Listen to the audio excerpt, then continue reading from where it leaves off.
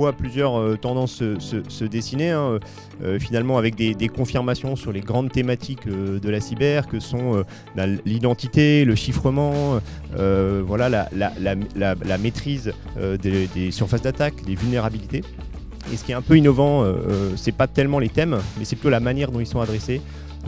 Comment est-ce qu'on injecte de l'innovation dans ces thématiques, comment on met de l'intelligence artificielle, comment on fait des liens avec la recherche fondamentale.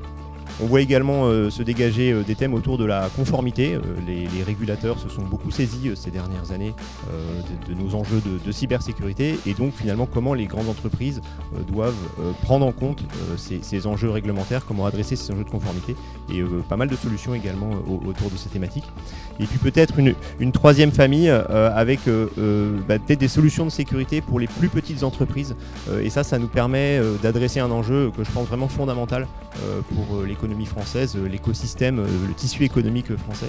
Comment est-ce qu'on protège ces petites entreprises avec des solutions adaptées à leur taille, à leurs moyens, et alors qu'elles en fait font face aux mêmes difficultés, à la même menace, mais pas forcément avec les mêmes possibilités de les adresser.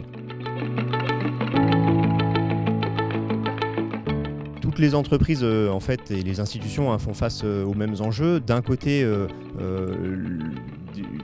du digital, des systèmes d'information qui sont de plus en plus étendus, comment intégrer ces nouvelles technologies, comment les apprivoiser, comme l'intelligence artificielle. Et de l'autre côté, eh bien une menace qui ne fait qu'augmenter, et donc finalement tout le monde est confronté à ces mêmes problématiques.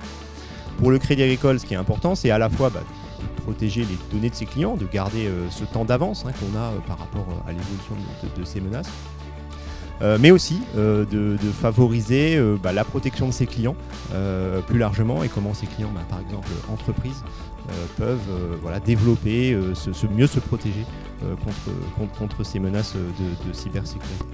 Et donc c'est assez naturellement finalement que le Crédit Agricole souhaite soutenir ces démarches innovantes. C'est par l'innovation en France, en Europe, et l'émergence de solutions qui vont aider à cette protection, et bien qu'on soutient cette démarche et qu'on va renforcer collectivement notre protection contre les menaces cyber.